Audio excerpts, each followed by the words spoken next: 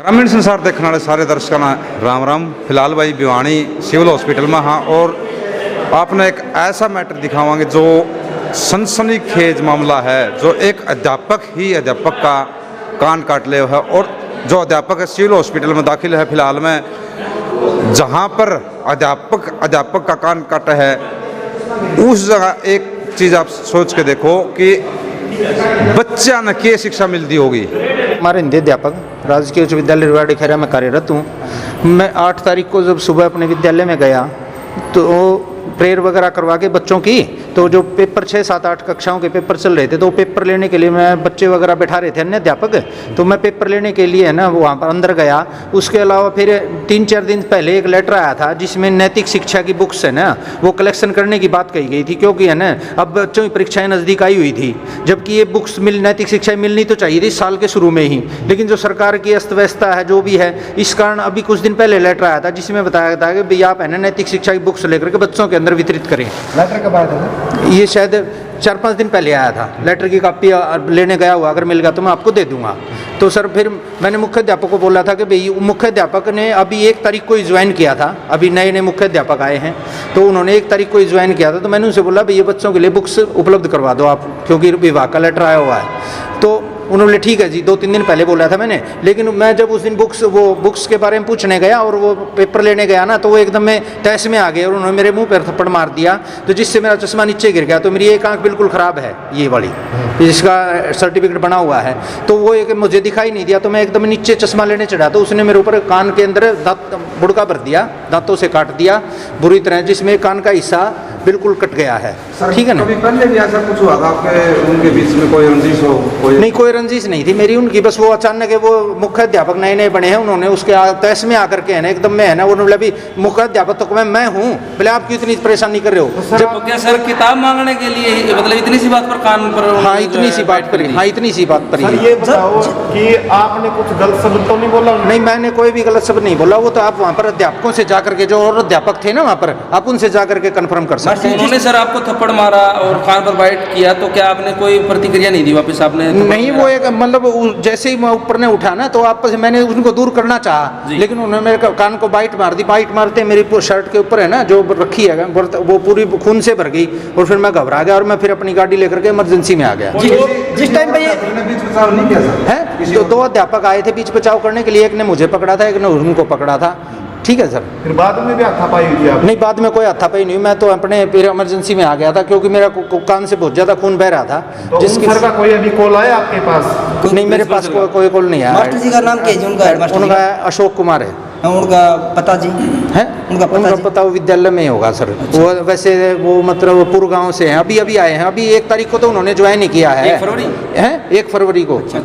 यानी 1 फरवरी आज सर एक बात बताओ, कोई अगर कोई अलग कोई बात हो, आप किताबों का नाम लेकर अगर बात को दबाना चाहते हो? नहीं, कोई तो बात नहीं, सिर्फ यही बात है। पूरी सच्चाई बोल रहे हो? हाँ, मैं सच्चाई बोल रहा हूँ, तो अपने आप आगे आएगी, इसमें क्या दिक्कत है? कानूनी कार्रवाई क्या चल रही है सर? कानूनी कार्रवाई उनके ऊपर मैंने वो अखबार से ही पता चला था कि मुकदमा दर्ज कर दिया उन पे। मास्टर जी, जब वार्षिक परीक्षाएं हो रही है तब किताबें आ जाएंगी जी?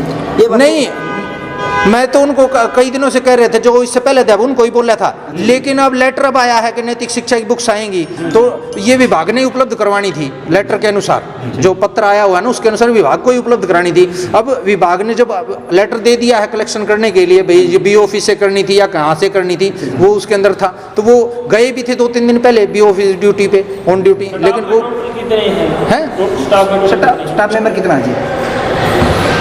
7-8 हैं बस। तो उन और किसी ने नहीं कहा कि बुकों के बारे में? आपने नहीं क्यों कहा? मेरी जो हिंदी विषय है ना, उसके पेपर में ही 5 नंबर आने हैं, 5 प्रश्न आने नैतिक शिक्षा के 10 नंबर के। तो तकलीफ तो मुझे है, बच्चों को कम नंबर आएंगे, तो फिर जो एक अध्यापक का काम है ये बच्चों को सब्जेक्ट है हिंदी, हाँ उसी में प्रश्न है। कौन सी क्लास? 9th और 10th की। अच्छा जी। वो वैसे तो जो सीनियर +2 तक की हैं, 9 से 10, जहाँ पर सीनियर सेकेंडरी स्कूल वहाँ +2 तक वितरित होनी थी, हमारे तो हाई स्कूल है इसलिए 10th तक वितरित होनी थी, 9th और 10वीं के लिए। तो अब टीचर ही मतलब सर जी ऐसा करेंगे तो बच्चों पे क्या होगा भविष्य? सर मैंने अपनी तरफ से कोई नहीं किया था, उन्होंने ही तहस में आकर के है ना मेरे थप्पड़ मारा, और जब मेरा चश्मा जैसे ही नीचे गिरा, मेरा कान काट लिया, मतलब मेरे अगर उनको कोई दिक्कत हुई है तो वो बतानी चाहिए, स्टाफ में मीटिंग बुला लें अगर कोई समस्या है तो भाई। मतलब एक पद के हिसाब से कि मैं हेडमास्टर तो क्या गलत हुआ, उन्होंने मेरे साथ गलत किया। ये हेडमास्टर का तो काम करते हुए बनता है कि भाई सभी स्टाफ को मिला के चलना, मिलकर चले। हाँ बिल्कुल। तो ये इस प्रकार से मान लेते दुर्व्यवहार करेंगे तो और स्टाफ के ऊपर क्या असर पड़ेगा? इससे तो स्टाफ पे नहीं, बच्चों पे बुरा असर पड़ेगा क्योंकि पढ़ा लिखा समाज है अध्यापक, अगर वो ऐसा करेंगे तो। आपके पास आता है पूछने के लिए? नहीं अब तक कोई नहीं आया। आपके स्टाफ से कोई नहीं आया जी आपके? नहीं, फ़ोन वगैरह आए थे, उन्होंने हालचाल पूछा था फ़ोन पर ही, क्योंकि भाई सब सरकारी मामला है इसलिए सभी मतलब अपने अपने काम में व्यस्त हैं, क्योंकि पेपर वगैरह चल रहे हैं ना, ये प्री बोर्ड के, कई प्री बोर्ड चल रहा है, 6, 7, 8 के पेपर चल रहे हैं। आप उनके सहकर्मी तो हो सर? हाँ हाँ, तो फ़ोन पे उन्होंने मुझसे पूछा है। अच्छा, फ़ोन पे पूछा है। आप क्या कार्रवाई चाह रहे हैं? आप पुलिस केस हो गया है सर, जो भी कानूनी कार्रवाई होंगी वो उचित कानूनी जो भी कार्रवाई बनती है उनको होनी चाहिए। क्या हेडमास्टर को माफ़ करोगे अगर माफ़ी मांगते तो? क्या माफ़ी मिलेगी सर हेडमास्टर जी को? भाई साहब ये तो वक्त बताएगा।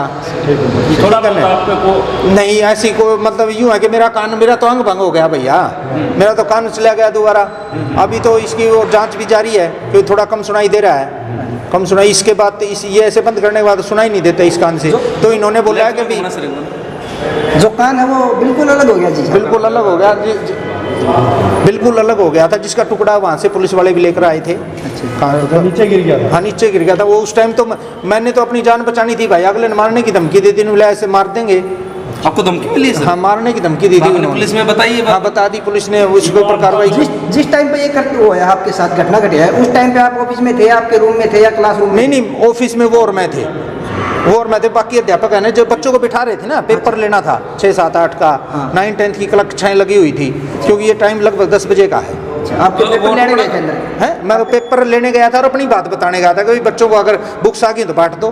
कान का टुकड़ा कहाँ सर वो है? कान का टुकड़ा पुलिस वालों के पास ही है। अच्छा, और बाकी जो मेरा फोटो है जो कटा हुआ है, जो पहले लिया था टाके वगैरह लगने से पहले, वो मैं आपको उपलब्ध करा तो दूँ। सर अब लास्ट में क्या कहना चाहोगे?